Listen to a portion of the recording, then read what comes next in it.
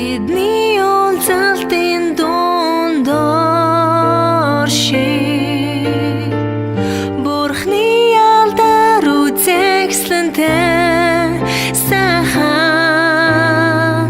хүндэт хэл Бурхан энд байгаа тул таныг хайрлан үйлчилье